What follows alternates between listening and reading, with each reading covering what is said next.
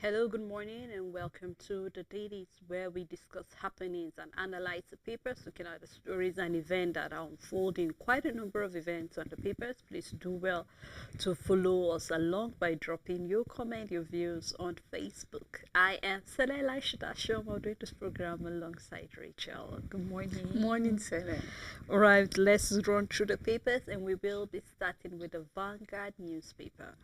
The first story on Vanguard, Dangote Port Harcourt, 7 oil refineries need 770,500 barrels per day. 2025 budget, no end in sight to national grid collapse. This is a report coming from the federal government. On PDP crisis, Anyanwu defies court order, resumes office. Federal government to blacklist 18 banks owing telcos almost 200 billion naira on USSD. The big story on the paper, 21 million housing gap. 5 trillion naira needed for 2.7 million new houses annually for 10 years. The writer under the story, abandoned housing projects all over Nigeria. Developers blame insecurity for abandoned housing projects. 21 million more houses needed. Houses being built for those who already have homes. Federal government planning to deliver 50,000 units. A statement from the minister. What government should do by Shemolo. You can find details on page 14. Federal government raises inmates feeding to 1,125 naira per day. On misconduct, PSC OK's dismissal, prosecution of 2 senior police officers. You can find details on page 6. Why we impeach Obasa, changed House leadership. A statement from Lagos lawmakers. You can find details on page 7. Coast clear for tax reform bills in Senate, says Abamoro, FIRS chairman. Legal action against unruly bomb air passenger to prevent recurrence. This is coming from the NCAA. You can find details on page 4. We have a picture story where we can see Governor Makinde presents staff of office to new Alafin of Oyo, and that's all the news on Vanguard newspaper. On Guardian newspaper, Lagos Assembly alleges infraction against Obasa selects female, the first female speaker, data found on page 3. Tax reform bill set for passage as FRS clear key hurdles. National Assembly probes alleged 4 trillion naira lost waiver by agency. The big story here, USSD code may become inactive in 14 days. Overbank 250 billion naira debt. Now we have an info here that says, though the CBN have stated that payment agreements, whether as lump sums or installment, must be finalized by January 2nd, 2025, with full settlement due by July 2nd, 2025. We're seeing that telcos are now backed by NCC to suspend USSD service over poor commitment. We are seeing that looking at the telecommunication, talking about Blue, MTN, Nine Mobile, and Airtel, and then here we're having some of the banks that are actually owing them this morning. According to them, barely just less than 5 banks have actually paid an installment of this amount, and then we're having other banks being reluctant and yet to do that. So just in case in the next 2 weeks they're unable to see SMS coming in and all of that, this is as a result of talking about the debt that these banks are owing this telecoms communication. Do well to read more detail of the story on page 6. Federal government okays 1,125 naira daily feeding allowance for correctional inmates. ISWA appeals 40 farmers in Borno despite paying levies. You can find that story on page 29. And then we have Lasud pensioners cry out to Sanwo-Olu over 31 months unpaid pension. Clark seeks suspension of NGF as report exposes state's shortcomings. Lagos Broadcast Station NLC protests non-payment of minimum wage.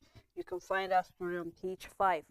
Ohaneze Equerry groups threaten protests over Mbata emergence. We're seeing that they're still not in agreement, or they have refused to accept him as the new president of the Indiebo. So you can read more detail of that story on page 7. And that's all on the Guardian newspaper. On this, Nigeria National Assembly probes 4 trillion naira revenue shortfall due to waivers.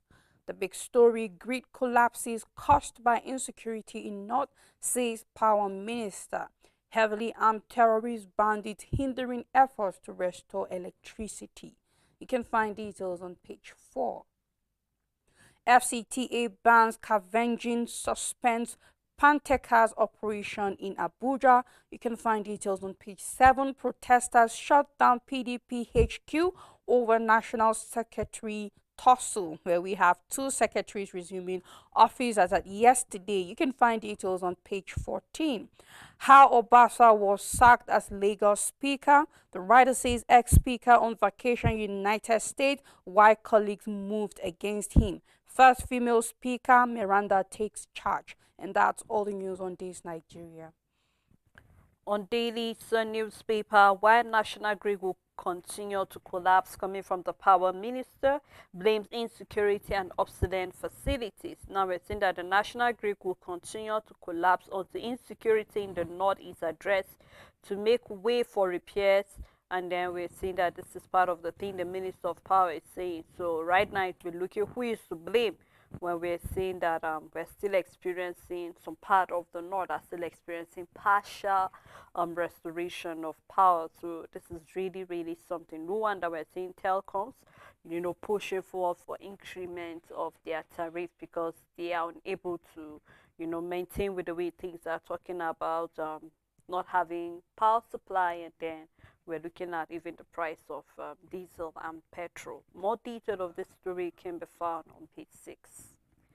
PDP crisis worsen, protest rock party secretariat over secretaryship, pro Anyanwu calm holds sway. You can find that story on page 6. Osun confirm arrest of over 100 suspected, jubilation in Lagos Assembly over Obasa's impeachment. And then looking at Zamfara, we have the Nigerian Air Force makes U-turn, probe accidental airstrike.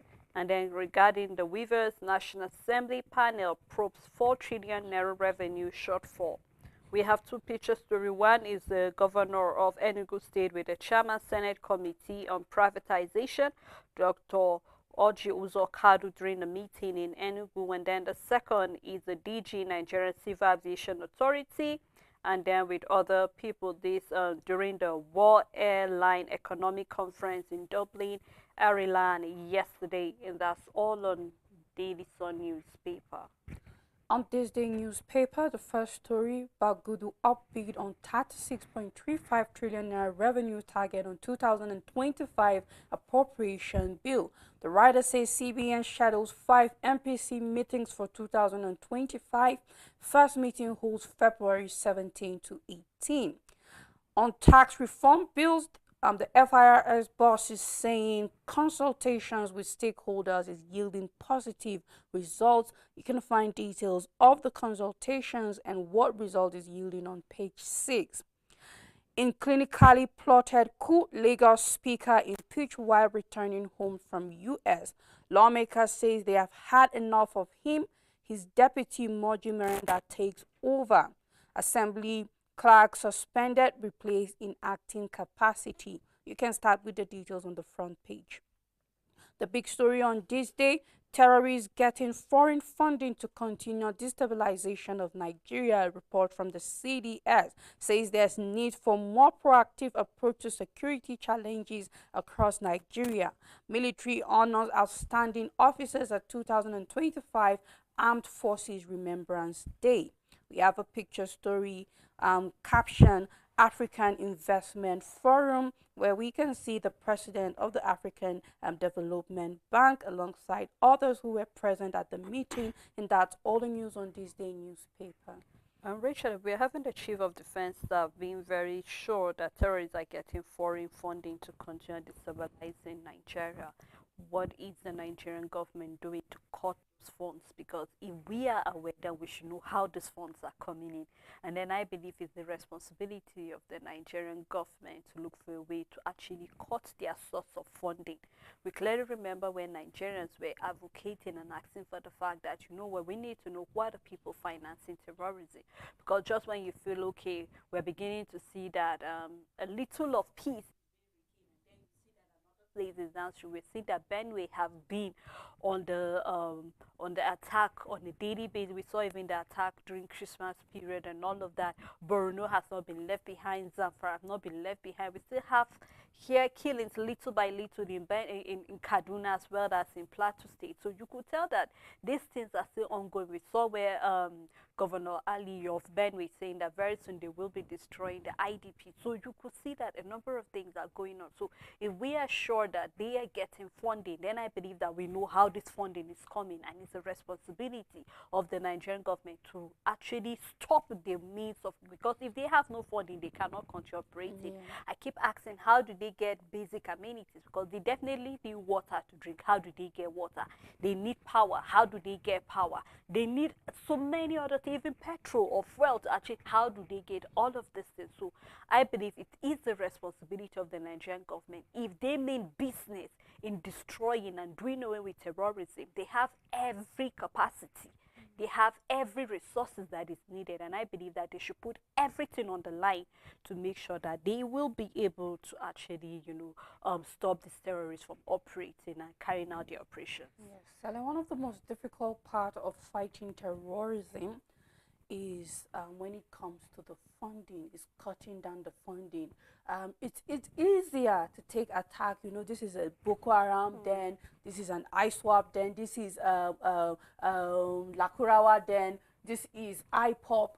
It's easier for you to know that this is where these people are, and for you to take an attack to them. It's Turji Bello, it's this person, the leaders, the commanders. This part of fighting terrorism is easier than fighting terrorism by cutting funding. And the reason is that things have evolved over here. Banking, money transfer, cleaning money, even if it is dirty, linking source and all of that have changed. And in all across the world, it's not only in Nigeria, wherever terrorism is thriving, is funded internationally, be it in Iran, Iraq, Syria, Pakistan, every place is funded, because you would be shocked to the world power that are interested in what Nigeria have in the north, that are financing these terrorists to be able to get hold for their own selfish reasons and all of that. And then it all boils down to now tracing and linking who are the people financing this. And whether we like it or not, there's so many ways, so many. It could be financed through a school, it could be financed through a church, it could be financed through a mosque, it could be financed through banks. As long as the money can be wired in a way that it looks legit and clean, and therefore it makes it really difficult to cut off, because in every ploy of evil, people are advancing and becoming better. And even if the government knows that, okay, this money has been sent through this bank, through this institution, through this school, through this organization, through this body, what is your proof that it is coming for terrorist funding? Or is it coming from another terrorist, or what organizations and all of that? Am I saying that it's not possible for the federal government to cut or know the source or to stop the funding coming in? Absolutely possible. But the question is, do we have a government that can put in that work? And by can power, are they ready to do it? Can they, or they won't do it? These are the questions left, right, center, because it is a difficult one, but it can be traced, it can be caught, it can be stopped. Wherever the funding begins from, regardless of how clean it is in where it has reached, it can be traced back to who first made that transaction, even if it's in cash and all of that. But do we have a government that is willing to go that extra mile to say, you know what, we are going to fight corruption, we are going to fight terrorism, it's also part of corruption, to this level, and we are willing to take all the necessary steps and all of that, because so government have certain information, they're silent about it. Even within the country, they know who are financing certain activities of terrorists around the country. And the same thing when it comes to the international funding. It is not news. Ever since Goodluck Jonathan's administration, since the peak of Boko Haram bomb blast, left, right, center, attacks in Maiduguri and all of that, news resources, information have been out there that these terrorists are being funded, and we're talking about money coming in internationally, and over time they have become good in covering the print, or yeah, exactly, the print as to where this money is coming from and all of that. It will take it is the same way as when it comes to the physical fight. You need to be 100 steps ahead for you to truly be able to stop this international funding of terrorism in this country. Well, let's just keep our fingers crossed. I think the concern mostly for Nigerians would be the fact that, I mean, we had some of the leads that were being sent of some of those foreign, Yes. bodies or organizations or companies, and then, of course, it was not on our papers.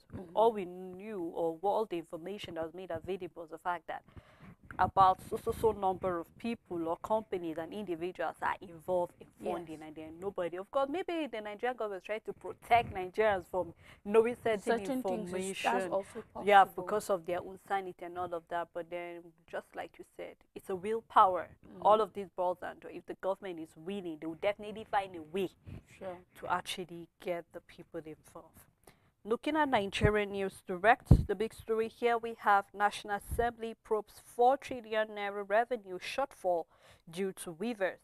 The writers say threatening to cut JAMB funding over 1.1 billion naira spent on meals, 850 million naira to kill mosquitoes. You could just wonder how money is being spent in this country.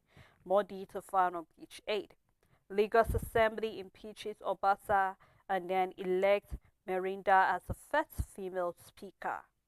Insecurity hindering repair of Shiroro Kaduna transmission line, Adilibu laments. And then we have DMO announces subscription window for January, FGN savings bond. Manhole theft, FCT police to charge suspects with attempted murder, economic sabotage. You can find more detail of that story on page 6. Despite Kingmaker's opposition, Makinde presents staff of office to the new LFA. You can find that on page 4, and that's all on Nigerian News Direct. On Nigerian Tribune, Anyanwu resumes as PDP National Secretary. Supporters storm Secretariat. 36.35 trillion naira revenue target. How we will realize our projection, Minister of Budget is saying. While Obasa was sacked as Lagos Assembly gets first female speaker, Miranda Clark suspended. The big story on the paper, no guarantee yet there will be no more grid collapse. This is an assurance from the Power Minister that, you know what, we are going to face more grid collapse. The writer says system crashed only 8 times in 2024. Insecurity, vandalism, poor infrastructure remain major threats to grid. Ministry plans solar light CCTV for highways. Senators heat discuss again. One privatization reversed. You can find details on page 6. Police arrest gospel singer caught with girlfriend's head in Nasarawa. Former college registrar found dead at home in Plateau. You can find details on page 11. Still on Ibadan Stampede, court admits Naomi Oriyomi, principal, to 10 million naira bail, 2 shorties each. Loss of revenue, National Assembly Joint Committee on Finance to probe MDA's over 4 trillion naira shortfall. Makinde presents new Alafin staff of office and certificate. The writer says threatens to prosecute Oyomesi over bribery allegation. Coronation to hold in 4 weeks, and we have a picture story showing the ceremony, and that's all the news on Nigerian Tribune. The story on page 30 is quite worrisome. Police arrest gospel singer caught. I doubt that was a gospel singer. Let's state it. Police caught a Yahoo boy with his girlfriend's head. and the girlfriend got carried away because there was so much to eat. I saw the story since on Sunday, and then I was waiting for papers because, of course, when you see certain stories, you have to be sure of the source and the source of the story, and then to be sure that it's a legit story. And this was when a young man said he was coming back from church, and then in an uncompleted building, they saw this young guy with a polythene bag, and that was when on opening, they saw the head of a female head actually, so suspected to be his girlfriend's head, and then on, after further interrogation, they found out that the remains of the girl is actually in his house. So he was with the head before they alerted the police and all of that. And then, well, I don't know how the tribune is tagging it as a gospel singer, but then nevertheless, whether he's hiding under this, and I think this is the time where young people need to be very, very careful. I clearly remember before we get into the yellow tie season, you and I were advising young people what to do, where to go, company you keep, and then the rest of it, and then the likes. And then it's actually quite sad that this young lady, because right now she's dead, so you can't even ask question, how did you end up in his house, were you walking, were you kidnapped, and so many other things are under that. But I think this is the time where the police and everybody need to be vigilant. You need to be sure of the people you hang around with. You need to be sure of the company you keep, and then so many other things. Of course, I know there's a limit to what you can do, but then whatever you can do, humanly possible, to keep yourself safe, you should do that. And it's really quite a sad one that a young lady have to lose her life in that manner. I think the Tribune is having this story saying a gospel singer because the stories are still Developing. developing, and they're not very straightforward as it is. On one side, the family of this girl is saying that she was abducted. That is not her boyfriend whatsoever. Another story is saying, he said, I saw one video where he is claiming to have been dating her for a year. Another side, the family is saying, no, she has been acquired, she was abducted, like where we have a missing case person. And then the other story is he's a gospel singer and all of that. And the story is still unfolding. It's not straightforward. And I think he is yet to be truthful about the whole thing. And perhaps when investigation is being carried out, through thorough investigation as to this girl, were they having a relationship? The parents' account, it have to be consistent over a period of time. Was she dating anybody? Were they in a relationship? Because if you're dating somebody for a year, I think your family should be know. aware of your who close the person is. close friends should know, and all of that. And what does his family have to say about him? Has he been like that, or Nigeria have pushed him to the wall of seeing that human rituals or sacrifice is the way for quick and easy wealth? Now, this is a very tricky story in general because there's a lot of bad portrayal of this girl. But you know what? It's not every girl that has been used for ritual that was as a result of a careless lifestyle.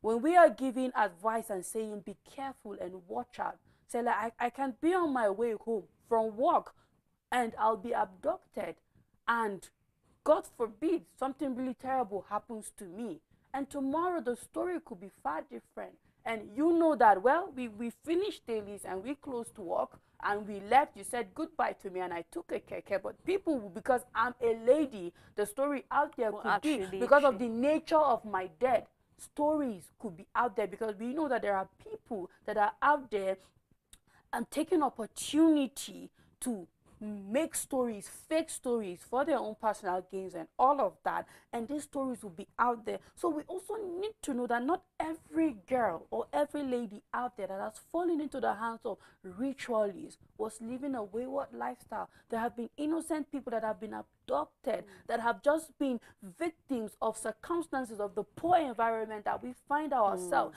That is why when we are talking about Yahoo ritualists and all of that, it needs to be balanced. These persons are criminals and should be treated the as victim whatsoever shouldn't even be blamed as much, because you know what, I should have the liberty to be able to go out, sit down, go to places and see things and just be me and socialize. And if I should fall in the hands of people who are wicked, there were days that people will go out and have a good time and come back and they were not killed. Did that mean they had the best life? Of course not. The times have changed and all of that. So when we have to look, our security personnel have to take this seriously. When you get a Yahoo person who have just committed rituals, you're not supposed to lynch that person. You're not supposed to kill that person. This person is supposed to take you to who is that ritualist that is demanding for human sacrifice.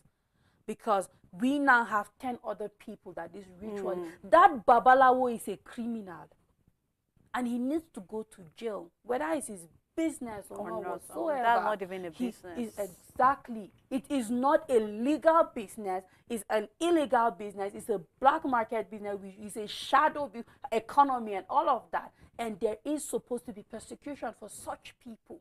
What information are you getting to these people? But at the same time, these same babalawos and ritualists also are protected, because we have people in power that are high going places to them. that And are if these people are busted, it means those people will get exposed as will well. be exposed as well. We're looking at syndicate of dark magic, black arts at different levels, and people are thriving. And whether we like it or not, this is a criminal offense at every level, and the root of it should go. So it's really sad that the story, even if it is true, it doesn't change the fact that an innocent person had nobody celebrate, regardless of your lifestyle. Nobody deserves to die in certain manner, in whatsoever manner. You have the right as it is to live long. If you live long in whatsoever lifestyle you want to, everybody have the right to live, regardless of your life choices and all of that. So can we have a balance when we want to talk about these things? Let's not assume. A lot of stories out there are based on assumptions. Nobody has facts. Nobody has gone on an investigative journey. Nobody has interviewed her parents and her friends. Nobody has talked to this man, his friends and his family. Nobody has gathered stories enough, and everybody is just, let's make a story, let's create a buzz, let's get the traction, the engagement, let's make money on social media and all of that. And it's really a sad one. Until then, we will not stop saying be careful.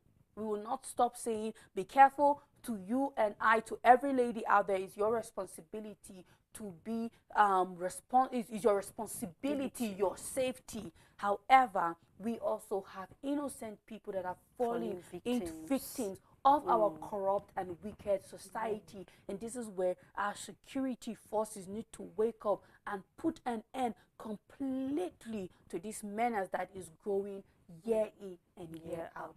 I'm looking forward to seeing our security agency, enough for staying at the checkpoints. You need to start going on patrols, around streets, around communities. I mean, that I know that their numbers are not quite much, but I mean, there is something that they can do. Imagine if they're going on patrols and all of that. Maybe, just maybe, we'll have been able to save this girl before it gets this far. Remember that happened in Jos, and then later on, the young man claimed to be mentally, unstable and all of that. And then till date, I don't know what's happening after that, because for a while we've not heard anything. But just like we said, it's a responsibility of our security agency and even our parents to watch out.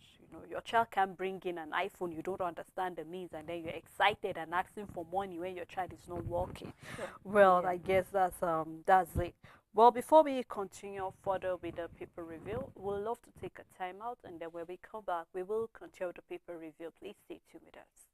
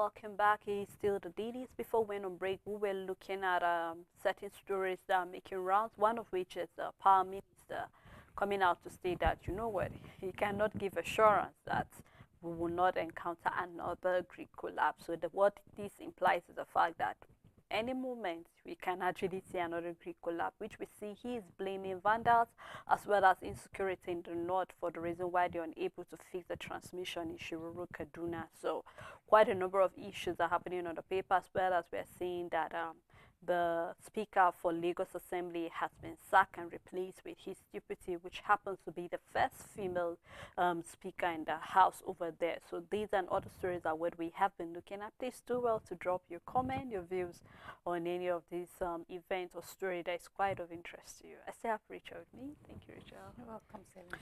All right, let's take a look at Blueprint newspaper, where we have the big story: how Lagos Assembly ousted Nigeria's longest-serving Speaker Obase, where we have the rider list ex-speaker seen, elects female member, Marinda replacement. More detail found on page 8. Cost now clear for tax reform bills in Senate. Abba Moro Adediji. This is the story you can find on page 8.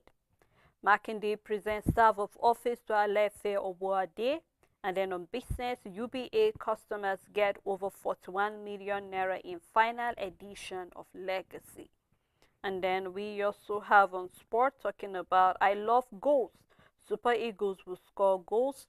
This is coming from the new coach of Super Eagles. He's giving this assurance to Nigerians. We have other stories as well in the paper. Please do well to get the paper and read more detail of any of the story that is of interest to you. Let's take a look at the Leadership newspaper. The first story on the leadership: I will be good ambassador of leadership. This is on the award given to Jada. Coast clear for tax reform bills in Senate. Statement from the minority leader. Trending: Adewole Adebayo worried over illegal mining. Numbers: federal government allocates 32 billion naira for special housing initiative. Federal government mum over Lagos Calabar highway budgetary allocations. You can start with the details on the front page. Real reason Mudashiru Obasa was impeached as Lagos Speaker. The big story on the paper: knocks over planned National Assembly zonal offices. The writer says stakeholders kick, says it's constitutional aberration, waste of resources. It's not in Nigeria's interest, a statement from CSOs. 789,000 pupils get free school uniforms in Kano. Military airstrike never targeted at civilians. An assurance from the CDS, still, I guess, apologizing for the mistake. You can find details on page 18. Terrorists kill 40 Borno farmers. You can find details on page 8. My focus is World Cup qualification, a statement from Eric, the new Super Eagles coach. You can find details on page 23, and also a picture story showing his unveiling as the new Super Eagles coach. And that's all the news on Leadership newspaper. On the Daily Times newspaper, why Lagos Assembly impeached Speaker Obasa, data found in the paper. Federal government plans to abolish state fund threat to tertiary institution, coming from ASU, where we remember last year they said there was nothing as such. But here we're seeing ASU saying the fact that if it is being abolished, it's a threat to tertiary education. Do well to read the details in the paper. PDP crisis, Anyanwu can't take to self-help, coming from the party. National Assembly query MDA's over 4 trillion naira weaver grants. NEF probes Zamfara airstrike over civilian casualties. And then we have SAHCO sack staff, orders investigation over extortation allegation. Police arrest singer for beheading Abuja girlfriend. You can read that story in the paper. And that's all on Daily Times newspaper. On the Punch newspaper, again, Boko Haram strikes in Borno, kills 40, abducts cause. Port rehabilitation delayed despite $700 million loan. On tariff hike, telco ICT firms owe banks 1.69 trillion naira. Depots raise petrol price to 950 naira per litre. We are starting the year, and just when we thought Fuel prices coming down. We are seeing that depots have risen the fuel price to 950 naira per liter. The big story is an inside story. How hubris intrigues power play sealed Obasa's fate. The writer says Deputy Speaker Miranda sworn in as Lagos' first female speaker. Sanwo-Olu claims innocence.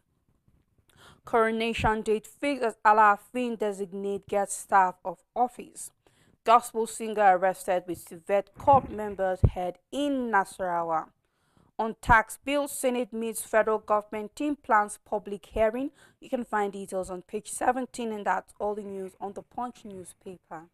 On Daily Independent newspaper, we have why the big story I would like to take. 17 months after, federal government yet to release any state-owned coin on NGX. You can read detail of that in the paper. And then we have Senate tackles MDAs over low remittance to Federation account. And then also we have court notifies Rivers PDP Congress's restrained chairman and others. That story can be found on page 29. Jam rigs zero allocation in 2025 budget over 2024 expenditures. 48,932 inmates awaiting trial in Nigeria. This is coming from the Nigerian Correctional Service. We hope that they can be tried. I mean, some of them are there unjustly. I hope that we have public lawyers that can as well help to defend these inmates. You can find more detail on page 6. Power generation increased by 30% in 2024, says Adelebu. You can find that on page 6. Civilian casualties in Zamfara airstrike. CAS deploy fact-finding team. 2 die, several injured in Ondo communal clash. You can find that on page 7. Battle for PDP national scribe position deepens party crisis. Despite court sack, embattled Anyanwu resumes amid tension. Says only Supreme Court can determine his position. Anyanwu's resumption unfortunate, coming from the party national publicity secretary. You can do well to read more detail of that story and wonder how PDP are hoping to stage a fight come 2027 with all of these crises they keep having. The last story on the paper, Senate to hold public hearing on tax reform bill soon. More detail found on page 6, and that's all in Daily Independent newspaper. On the Matrix newspaper, why national grid collapse may continue. Nottingham Forest unwilling to sell Super Eagles star Awoniyi. You can find details on page 22. At meeting with Kagame, Tinubu advocate intra-African collaboration, says Africa has what it takes to develop itself. On Alaafin's stool, Governor Makinde threatens legal action against chiefs accused of bribery. The big story is Obasa's impeachment, his many sins revealed. He kept Sanwo-Olu party leaders waiting for 4 hours, a statement from the APC chief time. Tinubu endorsed his removal, says a recalcitrant. His impeachment a self-inflicted own goal, and this is a statement from an analyst. On Ibadan Stampede, court grants bail to Oini's ex-wife Hamzat and principal, that is a 10 million naira bail. Zamfara airstrike, civilians not targeted intentionally. APC PDP in legal showdown as Edo Governorship Tribunal kicks off. We have a picture story with the caption A Tale of Two Presidents, where we can see President Bola Ahmed Tinubu left with Rwandan President Paul Kagame discussing in Abu Dhabi, United Arab Emirates on the eve of Sustainability Week. This happened yesterday. We have an entertainment story. You can find details on page 23, and that's all the news on the Matrix newspaper. On first news, we have Assembly coup, how Obasa-style scandal triggered his downfall. Over 48,000 inmates awaiting trial. Acting CG of the National Correctional Center is saying this. Ibadan Stampede court grant Uni's ex-wife 2 others bail. National Assembly to court jam from 2025 budget over financial concern. Anambra Reverend Sister released 6 days after abduction. You can find that in the paper. Boko Haram disturbing tactics, impregnating women to raise new generation of fighters. I think that's a new one there saying do well to read that in the paper. 7 killed in Nasarawa gunmen attack, police launch investigation. Court adjourns speed, Darlington 300 million naira rights sued against police. And then we have Tyson Fury retires from boxing. You can do well to read that story in the paper, and that's all on First News newspaper. On the Nation newspaper, ISWAP kills 40 farmers in Borno, CDS to troops, halt terror. Anyawu back as PDP National Secretary, Ologunnabe kicks. Senate panel, federal government team meet over tax reform bills. Details can be found on page 2. Why Tinubu should intervene in AMCON firm dispute. You can find details on page 22. Air Force probe Zamfara accidental bombing. You can find details on page 3. Naomi others get 30 million naira bail. Why Lagos Speaker Obasa was removed. Princess Miranda takes over. Tight security around assembly. If you want to know why he was impeached, you can start with the details on the front page and continue on page 4. The big story on the Nation newspaper, how federal government plans to raise 36.35 trillion naira revenue by Bagudu. 4 airlines to leave 2025 pilgrims. You can find details on page 3. Group projects Mbata as Ohaneze president. More details can be found on page 4, and that's all the news on the Nation newspaper. Yesterday in Plateau State, the entire place was looking so beautiful with the pilgrims that were leaving for Jerusalem. You could see them in their beautiful attires, and then I could actually envy them. They look so great. So we're seeing here that about 4 airlines. Well, we wish them safe trip, and we hope that whatever they need to see, they should see and come and add more value to us in the country. Let's take a look at new Nigerian newspaper, chess that bomb in your hand and masters of the game. The story you can find on page 19. Hospitals, clinics in Akwa Ibom guilty of organ harvesting, NAPTEC reveals. This is really a big allegation. I hope that the NAPTEC as well as other relevant agencies can investigate into organ harvesting in these hospitals. More detail found on page 2. CBN governor secretly recruiting children of big shots Arewa youth allege. Says 400 staff already in to replace the 1,000 sacked unconnected workers. Demand Cardoso's resignation. As well, this is another allegation coming from the Arewa. We hope that it will be proper, and then we hope that that is not what is happening.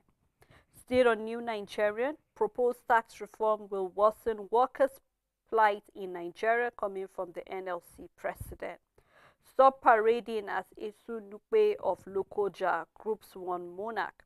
On vandalization, Benue government urges vigilance to protect public infrastructure.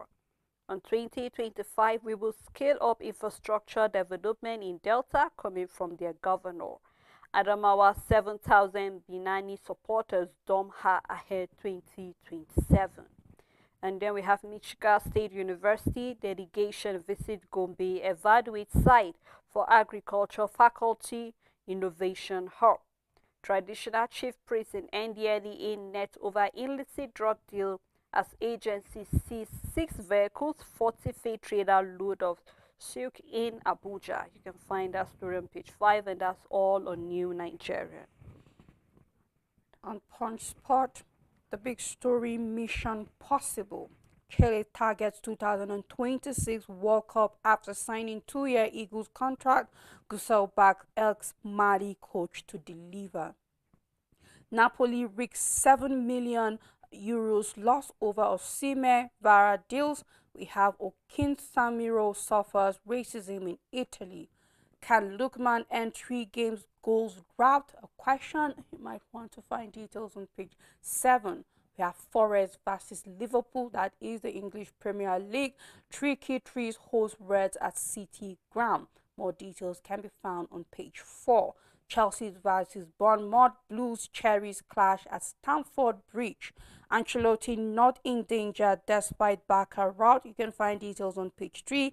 Ateta defends Havertz. Adesanya trains with ex-rival Whittaker ahead UFC return. You can find details on page 2. On cricket, Nigeria captain eyes upset at under-19 Women's World Cup. Fury announces third retirement from boxing, and this time around we hope is the final announcement. You can find details on page 8, and that's all the news on Punch Sports Extra.